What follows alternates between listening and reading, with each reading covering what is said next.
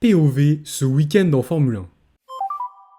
Yes, Max. Good job. You win for the 100th time in a row. What a surprise, bro. Okay, Lewis.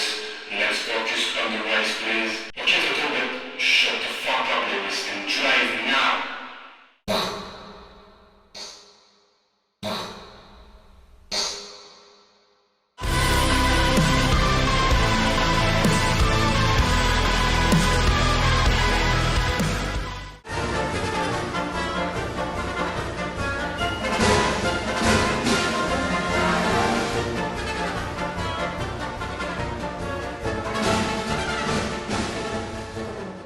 Petit disclaimer, j'ai écrit cette vidéo juste avant les nombreuses pénalités tardives qui sont tombées bien après la fin du Grand Prix, donc les données ne sont pas toutes correctes, mais au moins ça reflète mieux le résultat réel.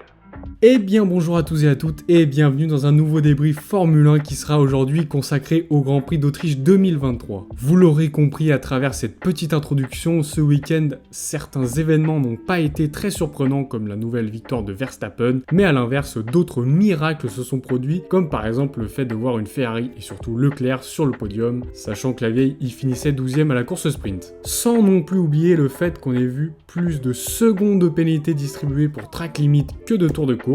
Bon, pas d'inquiétude, nous allons parler plus en détail de tout cela en revenant brièvement sur toutes les écuries et les pilotes, mais avant cela n'hésite pas à t'abonner, liker et partager la vidéo avec tous tes potes qui suivent la Formule 1.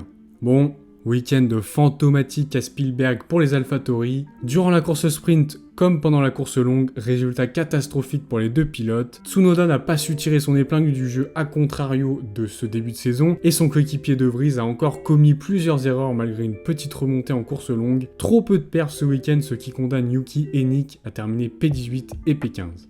Dommage pour Williams avec un Albon qui frôle le top 10 en course longue grâce à une nouvelle bonne qualif. Alors qu'il termine P11, son coéquipier lui remonte 5 places pour finir non loin à la 13e place alors que lui ne dispose pas des dernières améliorations apportées sur la monoplace. Joli dimanche qui rattrape un peu son week-end qui s'annonçait compliqué jusque-là.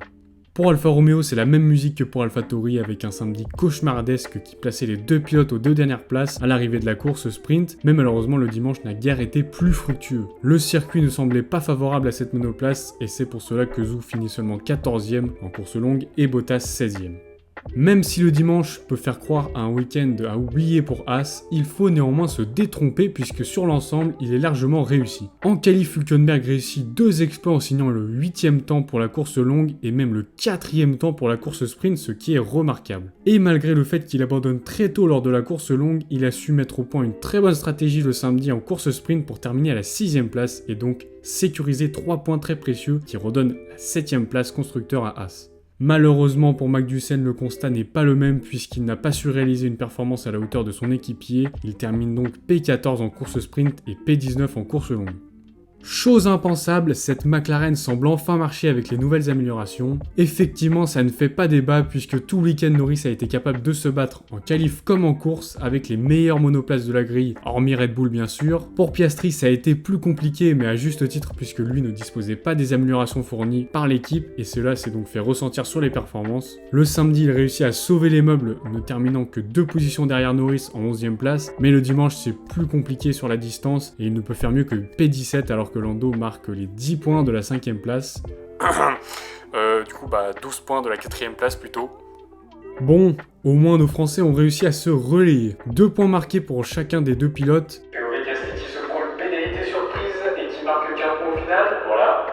Plus sérieusement, P7 en course sprint pour Ocon qui signe un joli résultat. Malheureusement, ça ne s'est pas aussi bien passé le dimanche avec une P12 à l'arrivée. Mais à cela s'ajoute également 30 secondes de pénalité, donc c'est encore pire que ça en vérité. Pour Gasly, le samedi n'a pas été de tout repos, mais il a su rebondir le dimanche en marquant normalement 2 points. Mais bon, au final, seulement 1 à cause de sa pénalité de 10 secondes. Dommage pour Alpine qui perd du terrain sur McLaren et qui réalise un très bon week-end avec 12 points scorés.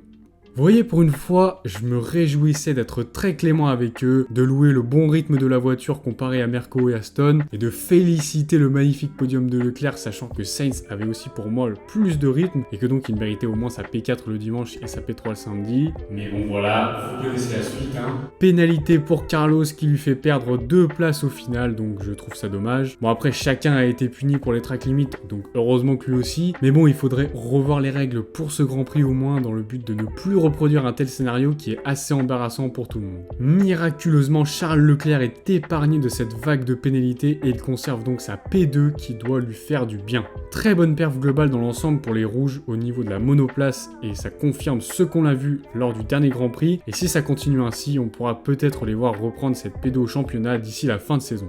Week-end un peu plus compliqué pour les Verts, un peu comme en Espagne. Au final, les meubles sont plutôt bien sauvés grâce aux pénalités qui permettent de faire gagner une position à Alonso en lui livrant la P5 et à Stroll la P9. La série de podiums du vieux briscard prend une nouvelle fois fin, mais je ne doute pas que nous le reverrons sur le podium cette saison. Pour le Canadien, malgré le résultat du dimanche moyennement flatteur, on a pu voir qu'il avait pas mal de rythme. Jusqu'au dimanche, il a su tenir la dragée haute à Alonso, même si on voyait qu'en fin de course sprint, l'Espagnol avait le rythme pour passer. Performance encourageante pour lui qui montre qu'il est capable d'être un second couteau aux côtés d'un double champion du monde. Pour Mercedes, la pression monte puisque l'écart se réduit encore une fois avec Aston Martin au championnat à cause de leur week-end compliqué du début à la fin. Course sprint peu fructueuse avec seulement un point au rendez-vous grâce à Russell et au final, après de nouvelles pénalités, c'est aussi lui qui marque les 6 points de la P7 normalement destinée à son coéquipier. Vous l'aurez donc compris, pour Hamilton, ça n'a pas été un week-end de tout repos avec sa qualif shootout catastrophique qui lui a ruiné sa course sprint et sa course longue parsemée de pénalités pendant et après le Grand Prix. Il méritait mieux mais c'est malheureusement à la 8e place qu'il termine.